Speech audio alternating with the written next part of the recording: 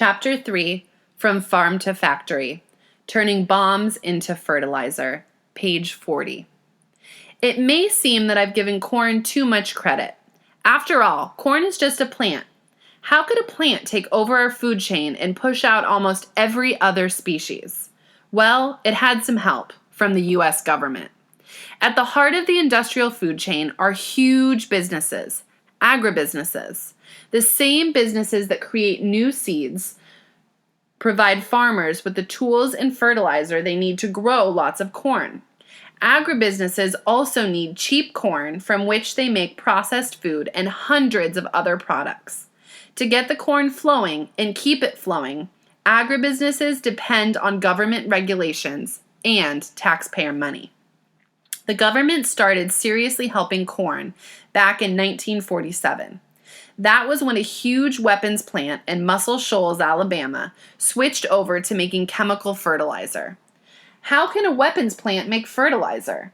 Because ammonium nitrate, the main ingredient in many explosives, happens to be an excellent source of nitrogen, and nitrogen is one of the main ingredients in fertilizer. After World War II, the government found itself with a tremendous surplus of ammonium nitrate. There was a debate about what the government should do with the leftover bomb material. One idea was to spray it on forests to help out the timber industry. But scientists in the Department of Agriculture had a better idea.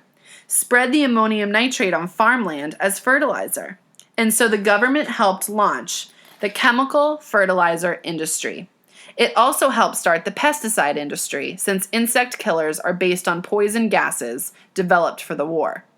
Chemical fertilizer was needed to grow hybrid corn because it is a very hungry crop. The richest acre of Iowa soil could never feed 30,000 hungry corn plants year after year without added fertilizer. Though hybrids were introduced in the 30s, it wasn't until farmers started using chemical fertilizers in the 1950s that corn yields really exploded. There goes the sun, page 42. When George Naylor's father spread his first load of ammonium nitrate fertilizer, the ecology of his farm underwent a quiet revolution. Until then, the farm's nitrogen had been recycled in a natural loop. Legumes used the sun's energy to fix nitrogen in the soil. Other plants used the nitrogen to grow. Animals ate the plants, and the farmer recycled the nitrogen by spreading the animals' manure on the soil.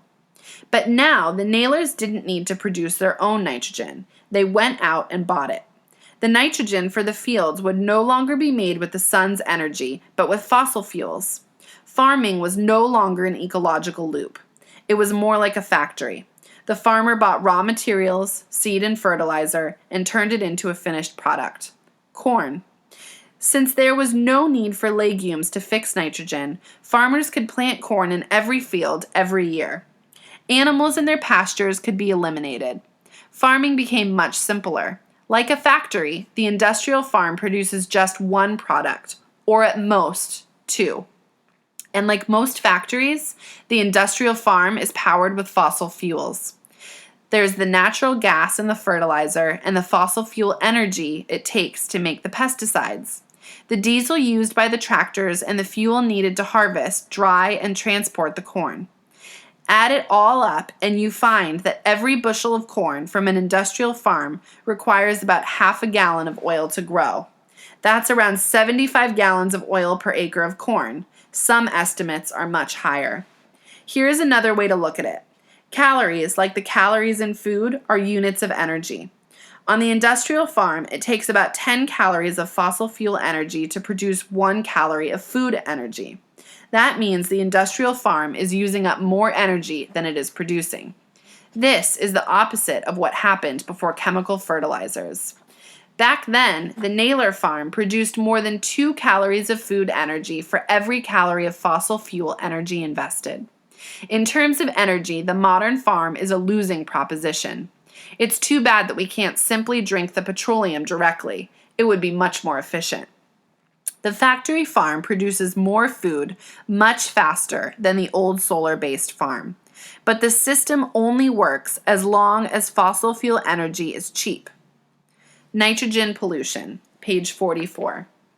Hybrid corn eats up a lot of nitrogen, but farmers still feed it far more than it can possibly eat. In fact, farmers waste more of the fertilizer they buy. Many farmers put down extra just to play it safe. They say you only need 100 pounds per acre. I'm putting on closer to 180, Naylor explained to me a bit sheepishly. It's a form of yield insurance. But what happens to the 80 pounds of man-made nitrogen that Naylor's corn plants don't take up? Some of it evaporates into the air where it creates acid rain. Some of it turns into nitrous oxide, a gas that increases global warming. Some of the extra fertilizer seeps down to the groundwater. Because of this, the Naylors don't drink the well water on their farm. When I went to pour myself a glass of water in the kitchen, George's wife, Peggy, made sure I used a special faucet connected to a water filter system. As for the rest of the extra nitrogen, the spring rains wash it off Naylor's fields, carrying it into drainage ditches. Eventually, it spills into the Raccoon River. From there, it flows into the Des Moines River and down the Mississippi to the Gulf of Mexico. There, in a strange twist of nature, the fertilizer winds up poisoning the ocean. The flood of extra nitrogen causes a wild growth of algae, and the algae take up all the oxygen in the water, smothering the fish. The nitrogen runoff has created a hypoxic or dead zone in the Gulf that is as big as the state of New Jersey and still growing. Rich fields, poor farmers. The industrial food chain makes some people very rich. Big agribusiness companies take in billions of dollars in profit. Yet one person who is not getting rich from the mountain of corn is the American farmer. George Naylor is all but going broke, and he's doing better than many of his neighbors. His farm might feed 140 people, but it doesn't support the 4 who live on it. They have a garden and some laying hens, but don't grow most of their own food. The farm doesn't produce enough income to pay their bills. The family only gets by because of the paycheck George's wife Peggy brings home from her job and because of a subsidy check from the U.S. government. If the American farmer were more productive than ever before, how come so many farmers are going broke? One morning, after George had his crop planted, I sat down with him at his kitchen table and we talked about the problem.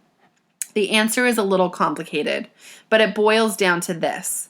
The price of corn is kept low by government policies. The low price means there's plenty of cheap corn for the industrial food chain. It means cheap animal feed to produce cheap meat and cheap high fructose corn syrup for soft drinks. It means corn can stay king of the supermarket, but it also makes it hard for the average farmer to stay in business, even with government payments. In the United States, the price of corn is usually below what it costs to grow it. For example, when I visited George Naylor in 2005, it cost him about $2.50 to grow a bushel of corn. That cost includes things like fertilizer, seed, pesticide, and gas for the tractor and combine. But that year, the price of grain elevator co-op paid for a bushel of corn was only about $1.45. At that price, Naylor would have lost more than $1 on every bushel of corn. With prices like that, how can Naylor and other corn farmers stay in business? Because the government pays them part of the difference.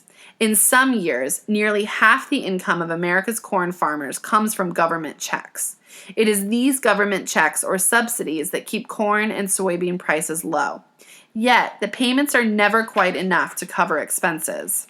That's why Peggy Naylor has to have a job off the farm. That's also why a lot of farmers go out of business or just give up and retire.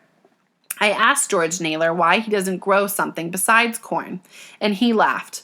What am I going to grow out here? Broccoli? Lettuce? The grain elevator is the only buyer in town, and the elevator only pays for corn and soybeans. The government will give payments to farmers for all of the corn they can produce, but not for growing vegetables or fruit. Besides, Naylor has the equipment to plant corn and soybeans. He doesn't have the equipment to grow that lettuce or broccoli or anything else. George Naylor finds himself in the same trap as all the other corn and soybean farmers in America. When prices fall, the only way they can stay in business is to find a way to grow even more corn or soy. One way is to boost yield per acre. That means using more chemical fertilizer or maybe trying new hybrid or GMO seeds. Another way is to rent more farmland, maybe from your neighbor who has given up. After all, if you already have the tractor and machinery, it doesn't cost much more to farm another 100 acres or another 500. This means bigger and bigger farms, worked by fewer farmers. It means more fertilizer pollution, and it means even more corn on top of the bulging mountain of corn.